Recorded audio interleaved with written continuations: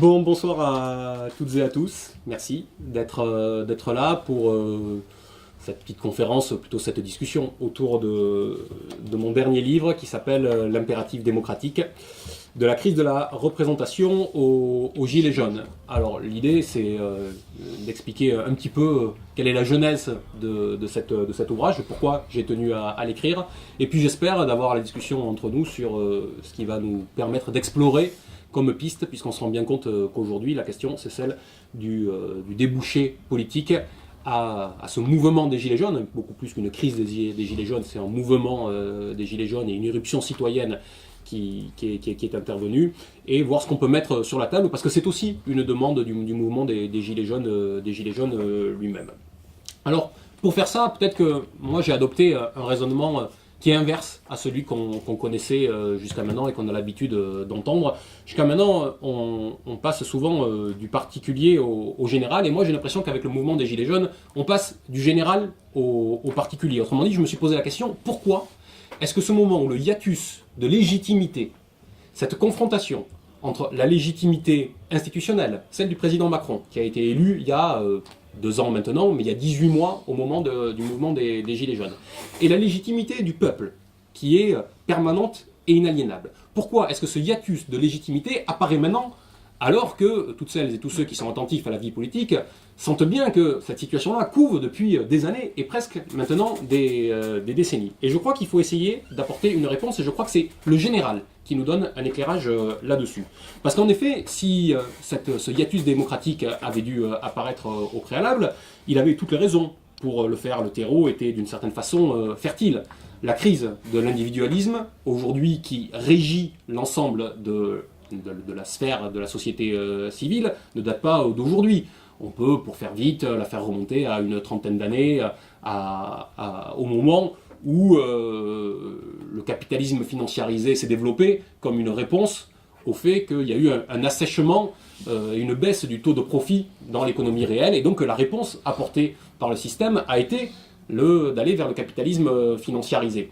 Donc la conséquence de cette évolution sur le plan économique, ça a été qu'il a fallu parcelliser la communauté politique des citoyens pour faire avaliser ces politiques. Et on a donc destitué ce qui faisait corps commun, corps politique, tout ce qui faisait collectif, pour passer du citoyen à l'individu. C'est finalement un changement de doctrine démocratique, c'est celui qui a été explicité sans même qu'elle s'en cache par Margaret Thatcher à l'époque. C'est elle qui, en 1987, disait, là, comme ça, sans coup faire rire, la société n'existe pas, il n'y a que des individus, hommes, femmes, des familles. Autrement dit, on voit bien qu'on est réduit à l'état atomique. Et ça a eu des conséquences donc dans le champ politique. Ça a eu des conséquences puisqu'on est passé d'une certaine façon à ce qui était la définition assez admise de la démocratie, celle d'Abraham Lincoln dans son célèbre discours de Gettysburg, qui disait que la démocratie c'était le gouvernement du peuple, par le peuple et pour le peuple. On en était encore là, sauf qu'à partir du moment où on était au stade de l'individu, il a fallu construire autre chose. Et cette autre chose qui a été construite et mis en place, c'est ce que Manouchian, qui est cité dans l'excellent ouvrage sur la République co-signé par Thomas Brantôme, c'est ce que Manouchian appelle la démocratie du juge par le droit pour l'individu. Autrement dit, par le peuple et pour le peuple, et de l'autre côté, du juge par le droit et pour l'individu. Donc on a vu sur ces bases-là se créer des identités de seconde zone, et notamment le régime des communautés, qui ont, d'une certaine façon, créé du commun, mais du commun lui-même déjà parcellisé. Alors, ce nouvel État qui est fondé, ce nouvel État démocratique, c'est ce qu'il est convenu d'appeler l'État de droit. Et il y en a un qui ne s'y est pas trompé, c'est Emmanuel Macron, qui le reprend complètement à son compte. Et d'ailleurs, vous avez peut-être noté que lors de ses vœux pour 2019, donc les vœux du 31 décembre 2018, au moment et en pleine crise des Gilets jaunes, il est venu essayer de remettre dans le sillage de ce concept d'état de droit, justement l'émergence démocratique qu'il y avait à ce moment-là. Il disait ce soir-là, le peuple est souverain, il s'exprime lors des élections, il y choisit des représentants, précisément parce que nous sommes dans un état de droit. Autrement dit, il veut faire passer justement toute cette demande et ce besoin de souveraineté derrière, dans le cadre de l'état de droit, dans lequel il sait qu'il saura et qu'il pourra d'autant mieux le corseter. Alors, la réduction de la communauté des citoyens à cet état atomique, à cet état individuel, bien sûr, ne s'est pas faite sans conséquences. Ça a eu toutes les conséquences que vous connaissez, en termes, par exemple, d'abstention. Les gens ont préféré se retirer du jeu politique à partir du moment où ils devaient se consacrer et ils étaient invités à trouver des biais individuels plutôt qu'à chercher une réponse collective. Et donc, puisque de réponse collective, il ne devait plus y avoir, ou que celle-ci n'était plus adaptée, eh bien, ils se sont retirés. Ils sont rentrés dans une forme de grève civique dont atteste l'abstention qu'on a connue en France depuis une trentaine d'années. Moi, je me suis amusé à regarder ce qui se passait sur les élections législatives. J'ai compilé ça dans ce petit livre depuis la fin des années 70. Et il faut avoir en tête qu'il y a une progression quasi ininterrompue de l'abstention qui est passée, je ne vous donne pas tous les chiffres, vous les retrouverez dans le livre, mais qui est passée de 16,8% aux législatives de 1978 pour arriver jusqu'à près de 43%, 42,8% en 2012, et pour grimper jusqu'à 51,3% et 57,3% au premier et second tour des législatives de 2017. Donc il y a là un fait majeur qui est intervenu sur cette question de l'abstention. Mais cette abstention, elle a eu des conséquences et elle frappe tous les échelons de représentation. Entendons bien que quand je parle d'une crise de la représentation, c'est une crise de la représentation des représentants de la nation, compris en tant que corps politique constitué, autrement dit les députés de l'Assemblée nationale, mais y compris même quelqu'un comme le président de la République, que je considère d'une façon ou d'une autre comme un représentant. On est tenu de dire que l'élection présidentielle est une élection de forte mobilisation, c'est vrai, il y a près de 80% de mobilisation, mais par exemple l'élection présidentielle de 2017 était l'élection dans laquelle il y a eu la deuxième plus forte abstention sous la Ve République. Et d'ailleurs, le président Macron lui-même n'a jamais été élu, il faut s'en souvenir, qu'avec 18% du corps électoral au premier tour, et qu'avec 45% du corps électoral au deuxième tour qui se sont prononcés sur son nom. Je rappelle que dans un cas de figure similaire, en 2002, quand Le Pen père était confronté à Jacques Chirac, Chirac avait fait 65% du corps électoral, avait réuni. Macron, à peine 15 ans plus tard, réunit à peine, lui, 45% du corps électoral face à Le Pen, fille, donc dans une situation similaire. Donc il y a bien des choses qui se sont désagrégées dans la période. Alors, les choses se sont désagrégées, et puis il y a un phénomène majeur qui a changé le rapport démocratique, c'est, sous la Ve République, le basculement, non pas tant au quinquennat, qui a eu lieu en 2000, qu'en 2001, l'inversion du calendrier parlementaire. Et ça a changé les choses. Parce que d'une certaine façon, ça a inversé l'ordre de priorité, et ça a soumis le législatif à l'exécutif. L'exécutif est devenu prioritaire, et c'est ce qui nous a fait rentrer de plein pied dans le régime de la monarchie présidentielle. Ça a eu des conséquences extrêmement fortes. Je parlais il y a un instant de ce qui s'est passé en 2017. 77% de participation au premier tour de la présidentielle, 50%, à peine plus de 50%, lors de l'élection législative un mois et demi plus tard.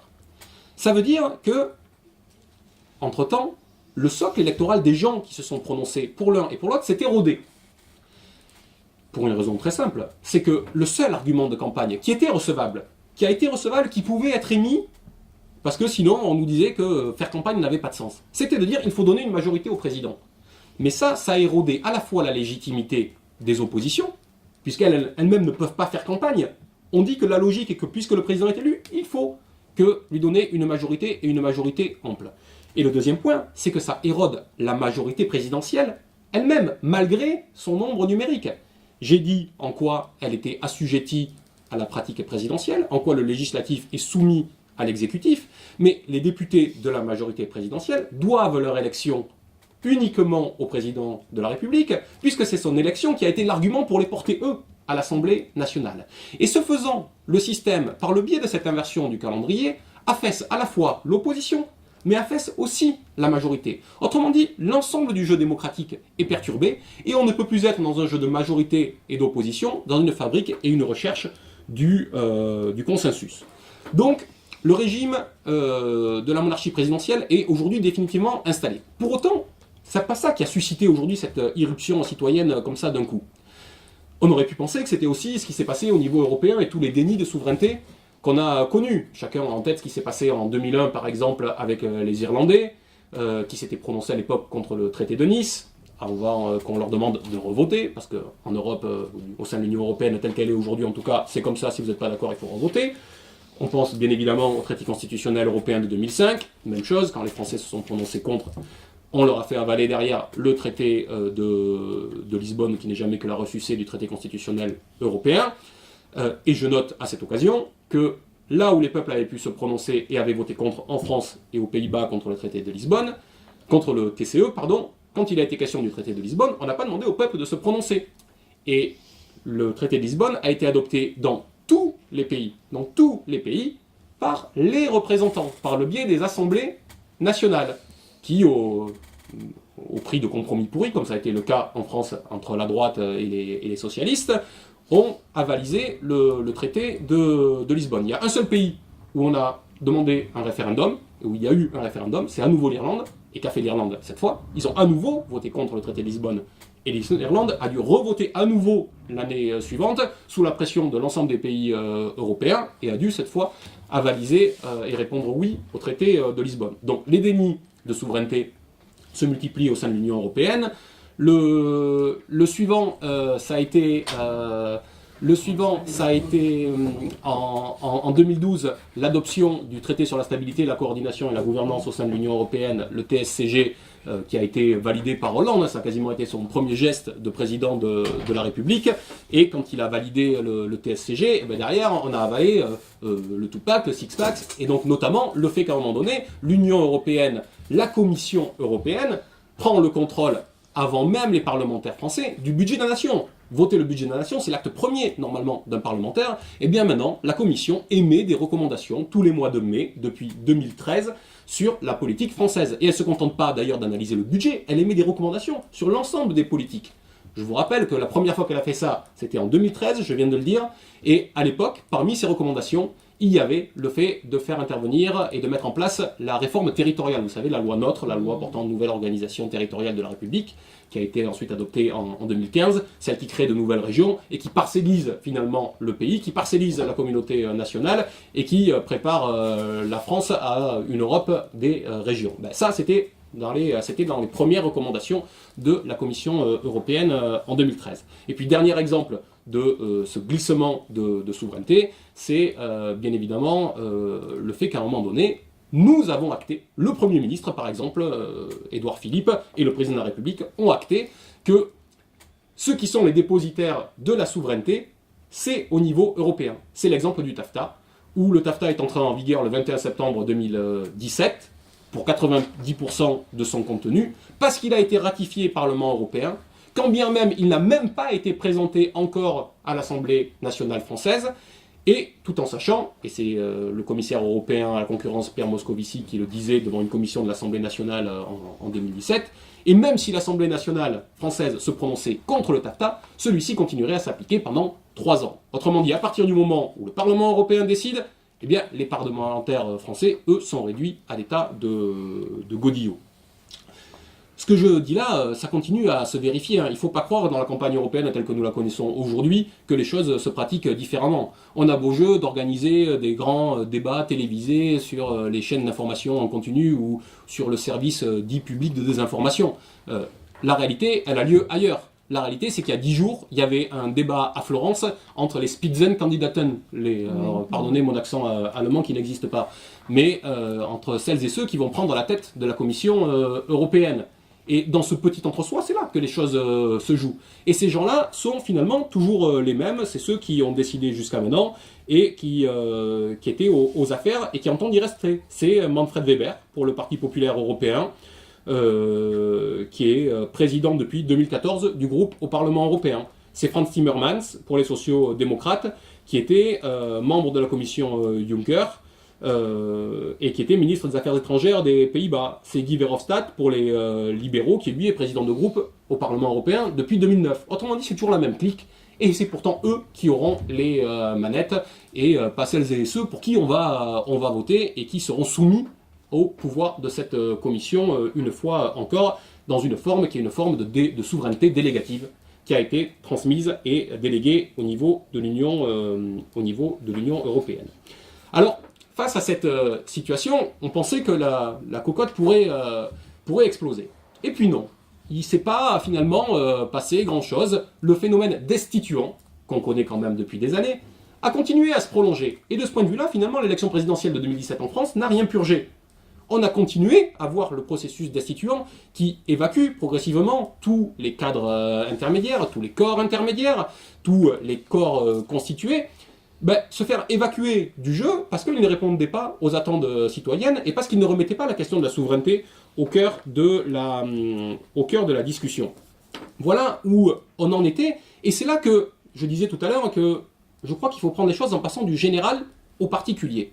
Cette situation-là s'est confrontée avec une vague extrêmement importante, qui est un phénomène tectonique, pour le coup, il faut le voir comme ça, qui est en train de se propager sur l'ensemble du continent à l'échelle démocratique. Je m'explique. Ce qui est en train de se mettre en place, c'est ce que j'appelle la démocratie minoritaire. Cela ne s'est pas fait en un coup, mais ça arrive aujourd'hui à vitesse accélérée. D'où cela part-il? Du fait que, si on reprend le même point de départ que tout à l'heure, depuis la fin des années 70, on a connu pendant des années et des années, des décennies même, l'alternance gauche-droite, d'un côté les sociaux-démocrates, de l'autre côté les démocrates chrétiens. Un coup à toi, un coup à moi, et un coup à toi, un coup à moi. Finalement, les politiques étaient de plus en plus convergentes, c'était les politiques dictées par Bruxelles. Les gens, pour les raisons que j'ai évoquées tout à l'heure, notamment la grève civique qui a eu lieu en France, mais qui a eu lieu aussi dans d'autres pays, ont progressivement, puisque c'était la même politique, refusé de donner une majorité à ceci ou à cela. La réponse de système, à partir du début des années 2000, initiée en Allemagne, ça a été le modèle de la grande coalition. Les sociodémocrates et les démocrates chrétiens se sont mis ensemble. Ils en ont payé les pots cassés, parce qu'ils ont continué à s'affaisser les uns et les autres, mais le regroupement grande coalition continuait à leur donner les moyens de fonctionner. On est arrivé là au milieu des années 2010, c'était en 2014, et c'est le paroxysme des grandes coalitions. 2014, 16 des 28 pays de l'Union européenne sont dirigés par des gouvernements de type grande coalition. 16 sur 28. Donc on est dans le modèle, c'est devenu le modèle dominant. Les libéraux de tout poil pensaient qu'ils allaient pouvoir continuer de la sorte, qu'ils avaient trouvé la solution. Sauf qu'à ce moment-là, paf, le système s'est grippé. On a commencé à avoir, à partir de 2015, des élections dont non seulement ne sortait pas de majorité, soit pour les sociodémocrates, soit pour les démocrates chrétiens, mais dont ne sortait même plus la capacité de mettre en place des grandes coalitions. Le meilleur exemple de ça, c'est l'Espagne. Élection générale fin décembre 2015 en Espagne, empaté, match nul, il n'en sort rien. On est obligé de retourner aux urnes 6 mois après, juin 2016. Qu'est-ce qu'il en sort? La même chose. Impossible de mettre en place même une grande coalition, qui finalement verra doucement le jour en novembre 2016, mais qui est tellement affaiblie qu'elle a explosé au premier écueil politique venu. D'un côté, la crise catalane, de l'autre côté, une affaire de corruption qui remontait au début des années 2000 et qui frappait le parti du Premier ministre et qui a fait qu'une motion de censure l'a dégagée quelques semaines après. Mais ce que je raconte là sur l'Espagne, on a connu la même chose en Autriche, par exemple. On parle beaucoup de Sebastian Kurz actuellement, mais il faut se souvenir que l'élection de Sebastian Kurz est le fait d'une première élection présidentielle qui n'avait pas permis de dégager clairement une majorité, et on était retourné aux urnes. Et c'est ce qui a permis la mise en place du gouvernement de Kurz avec, je le rappelle, 6 ministres d'extrême droite. Et puis pas sur des petits portefeuilles, puisqu'ils reprennent essentiellement les mêmes portefeuilles que ceux qu'ils avaient déjà récupérés dans les années 30 en Autriche. On avait connu au début des années 2010 le fait qu'en Belgique, pendant plus de 500 jours, 541 jours si je ne dis pas de bêtises, le pays avait été déjà sans gouvernement. Donc on voit que les grandes majorités ne suffisent plus à dégager en réalité des majorités. Moi j'en étais là de mon raisonnement au moment où j'ai écrit ce petit livre l'année dernière qui s'appelle Alerte à la souveraineté européenne, la chimère de Macron contre la souveraineté populaire.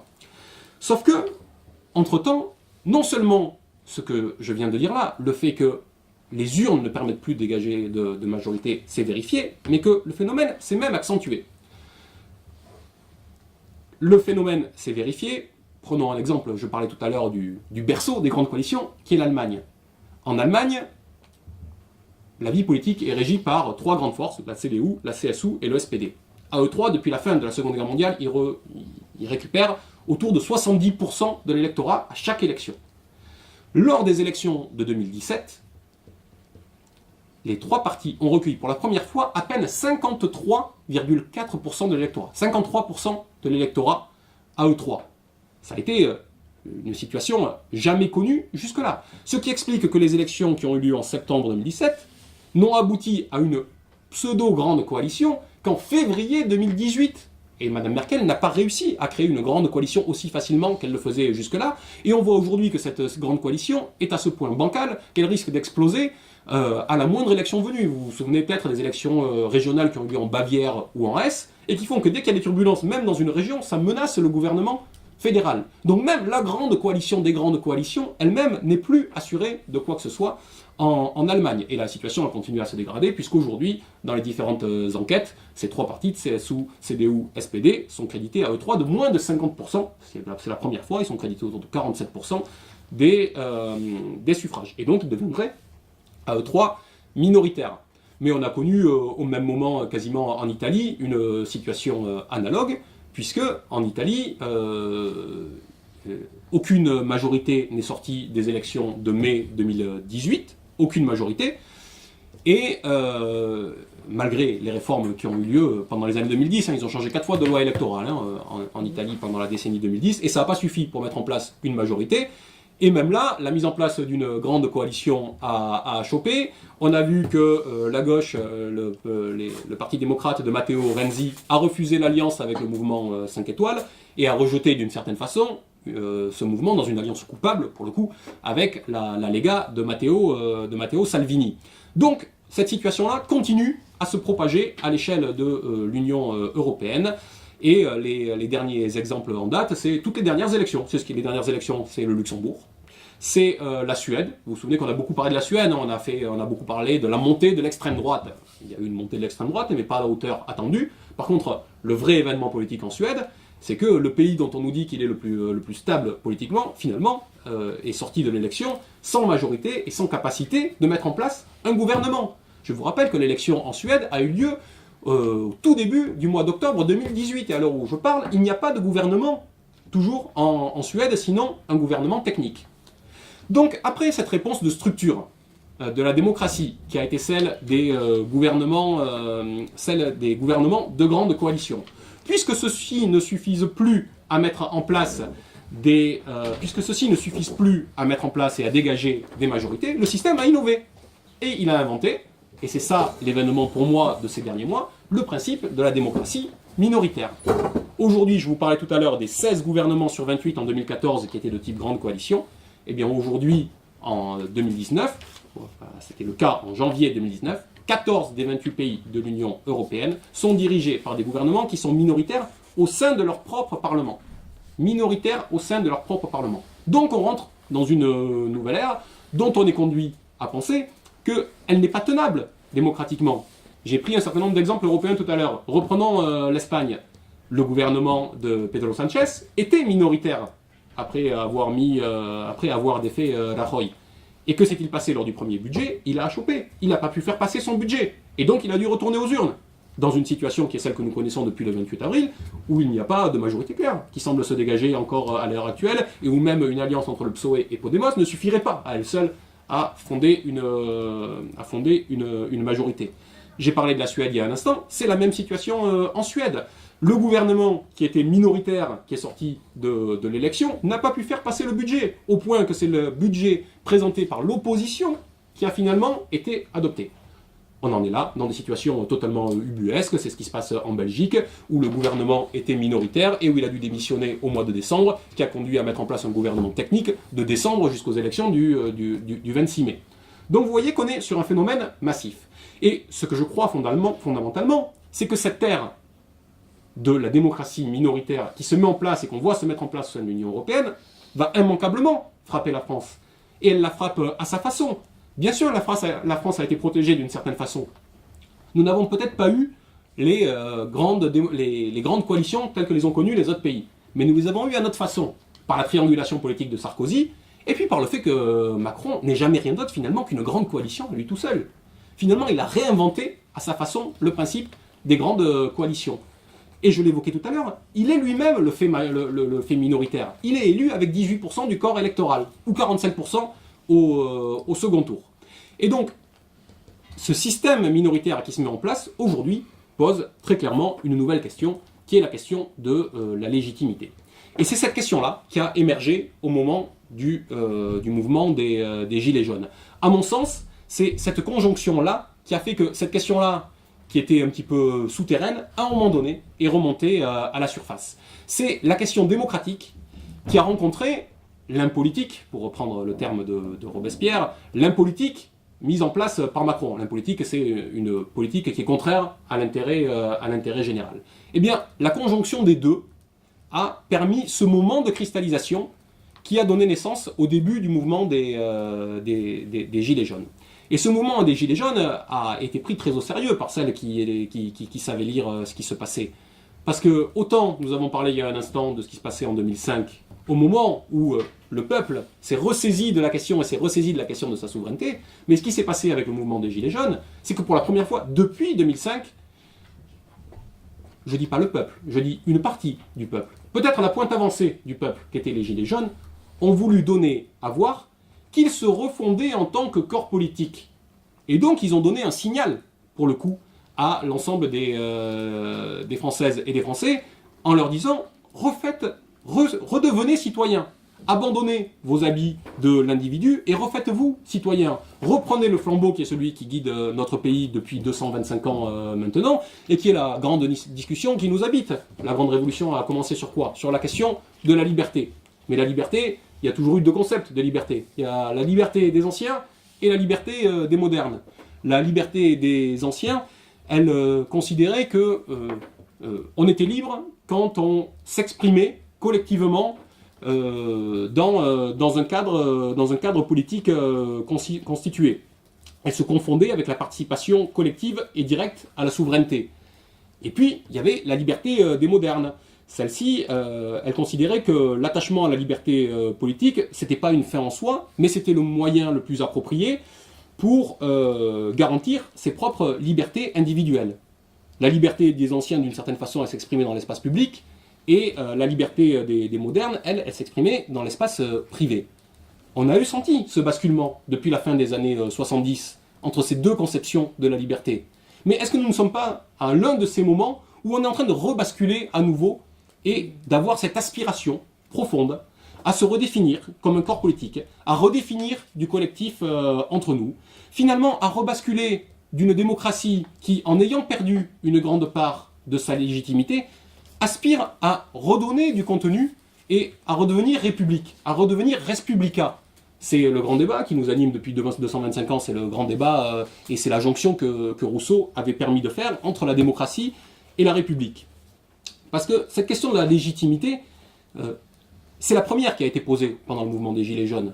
Chacun a en tête que entre la légitimité de Macron, que personne ne lui conteste, celle de l'élection, la légitimité institutionnelle, mais la légitimité du peuple qui s'est dressé face à lui chaque samedi sur les ronds-points depuis le 17 novembre.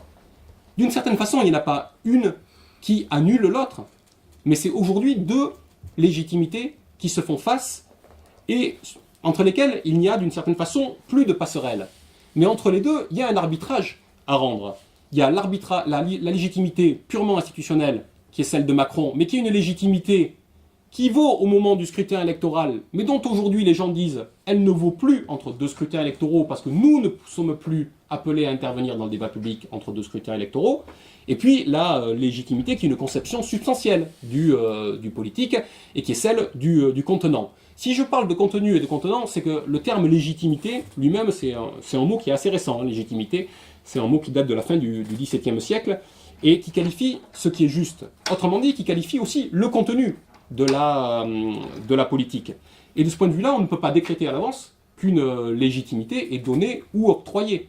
On peut simplement constater qu'elle est accordée ou qu'elle n'est pas accordée. Eh bien, tout le mouvement des Gilets jaunes, aujourd'hui, il donne à voir cela. Ce hiatus démocratique, ce fait qu'à un moment donné, la recherche du consensus a été abandonnée et que les gens veulent se ressaisir de leur souveraineté de manière pleine, entière, inaliénable, mais aussi permanente. Et c'est pour ça que l'une des principales mesures, et la première qui a réussi à monter en flèche, c'est la demande du référendum d'initiative citoyenne. Donc, fort de ce constat, à partir du moment où on pense que c'est pas simplement des revendications sociales qui sont celles qui vont animer et qui ont animé l'éruption citoyenne. Mais que le fil rouge, ce qui a permis de faire que ce mouvement a été et reste majoritaire, qu'on le veuille ou non. Ce mouvement a eu 85% de soutien au cœur de l'hiver de la part de la population.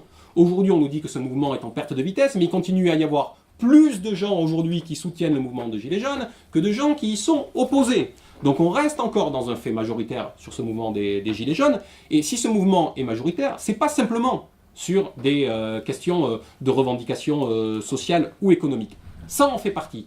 Ça en fait partie, et je l'ai dit tout à l'heure, parce que Macron a mené une impolitique, ça a été le président des riches, il a été faire les poches des uns et des autres pendant les 18 premiers mois de son mandat, pour en remettre toujours plus dans ses amis du CAC 40 qui ont battu en 2018 le record de dividendes qui a été porté à 58 milliards d'euros. Donc oui, c'est le président des riches. Mais si on a réussi à agréger de manière transversale et aussi large, c'est parce que les gens ont senti qu'ils avaient besoin de se retrouver ensemble. Et cette question-là, c'est la question de la souveraineté. Vous l'appelez la question démocratique, vous l'appelez la question de la liberté. Pour moi, tout ça revient strictement à la même chose. Mais c'est parce qu'à un moment donné, on a élargi la surface, on a élargi l'assiette de ce qui nous rassemble.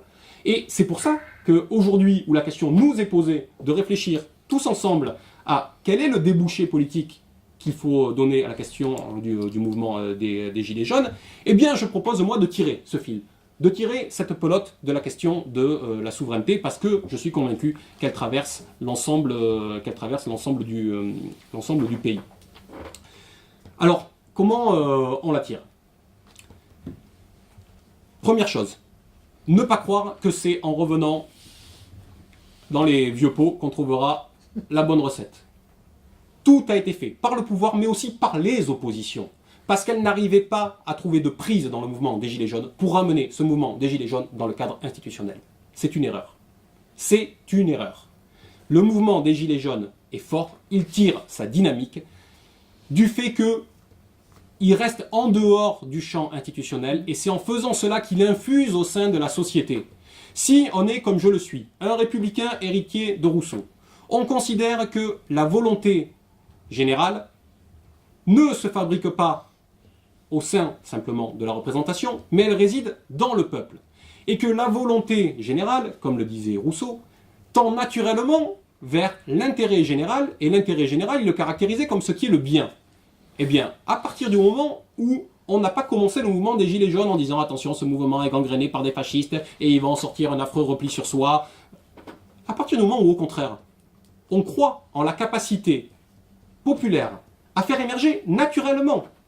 C'est une forme de foi en l'humanité, mais je la revendique. À partir du moment où on croit en cette capacité populaire à aller naturellement et à construire un intérêt général, ce que nous montre le mouvement des Gilets jaunes aujourd'hui, parce que la plupart et l'immense majorité des revendications qui sortent du mouvement des Gilets jaunes sont des mesures de bon sens, à la fois en termes économiques, sociaux, mais aussi en termes de construction d'une humanité et d'un devenir commun, et sans parler même des mesures écologiques qui prévalent là-dedans, eh bien dans ce cas-là, on accepte de jouer la règle du jeu et d'offrir un débouché au mouvement des Gilets jaunes, mais plus encore qu'au mouvement des Gilets jaunes, au peuple lui-même, pour l'appeler à se refonder. Voilà l'une des propositions. Alors bien sûr, il y a des propositions techniques à mettre en place qu'on peut proposer, la reconnaissance du vote blanc, la proportionnelle, on pourra y revenir si vous le souhaitez. Mais si on doit revenir sur le fond, c'est comment on fait pour que les gens puissent reprendre la main. Et quoi de mieux pour reprendre la main que de décider qu'on va redéfinir collectivement les règles du jeu. Et redéfinir les règles du jeu, ça se fait sur deux aspects. Un, sur les questions institutionnelles. Autrement dit, comment on organise la vie en société. Comment on organise la vie au sein de la cité humaine. Et le deuxième aspect, sur la question des droits. Quels sont les droits nouveaux, dont collectivement nous souhaitons nous doter? Quels sont les droits dont on pense qu'ils sont justes, nécessaires, utiles à tous, au plus grand nombre? Et de ce point de vue-là, on peut innover. On peut innover en termes d'écologie, avec la règle verte, avec la réappropriation de son corps, avec le droit à mourir à la dignité. Il y a plein de propositions en la matière. Mais si on met aux gens sous le nez la capacité, pas simplement de pouvoir discuter, je ne suis pas en train de vous parler du grand débat de Macron. Quand Macron a proposé un grand débat, en soi, c'est pas une mauvaise idée que les gens puissent discuter entre eux.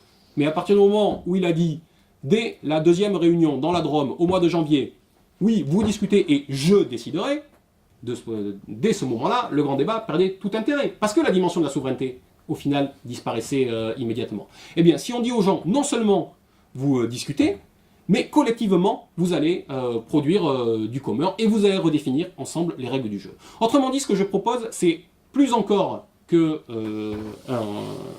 une assemblée constituante, je propose de lancer le processus constituant. L'assemblée constituante, c'est déjà une délégation de souveraineté. C'est déjà se dire, on va élire une assemblée et on va confier aux gens le fait d'établir quelque chose de commun. Oui, mais ils vont l'établir sur quelle base? Sur la base de quelle volonté générale? On a déjà transféré, nous autres peuples, notre volonté générale dans les mains de nos représentants? Non, il y a besoin de cette étape préalable. Cette étape préalable, ce n'est pas les 10 000 cahiers de doléances, je ne sais pas quoi, de Macron qui ont été faits par des contributions individuelles sur Internet. 10 000 cahiers de doléances dans un pays de 67 millions d'habitants. Je vous rappelle qu'en 1788, les cahiers de doléances, il y en avait 60 000, dans un pays de 28 millions d'habitants. Et c'était des cahiers de doléances où les gens se sont retrouvés et ont écrit collectivement. Ils n'ont pas été pianotés tout seuls derrière leur ordinateur. Donc ils ont eu cette étape pour recréer du commun. Eh bien nous, il faut peut-être qu'on rentre là-dedans, et ma proposition est, avec d'autres de mes amis, de lancer ce processus par le biais de cercles constituants qui pourraient soit se mettre en place dans des endroits où il n'y a pas de structure qui existe, soit où la question de la constituante pourrait être saisie par les structures existantes, les structures de gilets jaunes ici, les structures d'appareils organisés ailleurs, peu importe. La question, c'est pas qui fait, sous quelle forme. Le but n'est pas de créer un parti en mouvement ou quoi que ce soit. Le but est de mettre cette question sur la table. La question du processus constituant lui-même. Vous savez, ce débat, finalement, c'est jamais rien d'autre que celui qui déjà émaillé le pays. On parlait de la Grande Révolution en 1792. C'est un petit peu le débat qui avait lieu entre Condorcet et Robespierre à l'époque, puisqu'ils s'apprêtaient à rédiger leur projet de constitution. Et ils réfléchissaient à comment on agit et comment on fait pour impliquer les gens là-dedans. Et il y avait des propositions qui ont émergé sur la table. Donc, tout le monde était très attaché à l'idée de représentation, et je continue à être attaché à l'idée de représentation, parce que l'unité du peuple et de ses représentants est incarnée dans l'Assemblée nationale. Donc moi, je suis pour qu'il y ait encore une Assemblée nationale. Le Sénat, j'en veux plus. Mais une Assemblée nationale reste utile et nécessaire pour incarner cette unité de la nation, cette unité du peuple et du corps politique. Mais à côté de ça, Condorcet le disait lui-même, il y a trois choses que les gens doivent faire, et c'est les trois questions qu'on doit pouvoir nécessairement se poser et auxquelles il faut apporter des réponses. Il disait, faut-il que pour toutes les lois, il soit ouvert au peuple un moyen légal de réclamation qui nécessite un nouvel examen de la loi? 1. 2. Faut-il que le peuple ait un moyen légal et toujours ouvert de parvenir à la réforme d'une constitution qui lui paraîtrait avoir violé ses droits? Et 3. Faut-il enfin qu'une constitution soit présentée à l'acceptation immédiate du peuple? Autrement dit, c'est la question de pouvoir toujours faire évoluer la règle du jeu démocratique, et donc le principe constitutionnel, et c'est la capacité que nous aurions à nous doter d'une structure qui aurait à la fois un droit de regard sur les lois qui ont été votées, mais aussi une capacité de proposition législative. Les cercles des Amis de la Constitution avaient réfléchi sur cette question-là au moment de la Grande Révolution française, et eux, ils proposaient à l'époque quelque chose qui n'était pas tout à fait idiot, qui était une assemblée citoyenne annuelle, qui se réunissait sur 3 semaines environ, 2 semaines, 3 semaines, qui était l'émanation des assemblées citoyennes locales, qui avait interdiction de se pérenniser, autrement dit, elle ne pouvait pas rentrer en confrontation avec la représentation, qui reste à l'Assemblée nationale, mais elle avait justement ces deux tâches, d'un droit de regard sur les lois qui ont été votées pendant un an, et cette capacité à proposer et à faire de la proposition législative. D'une certaine façon, vous savez, cette idée d'infuser au sein de la représentation, c'est un petit peu quand même ce qui avait émergé déjà pendant la campagne présidentielle de 2018.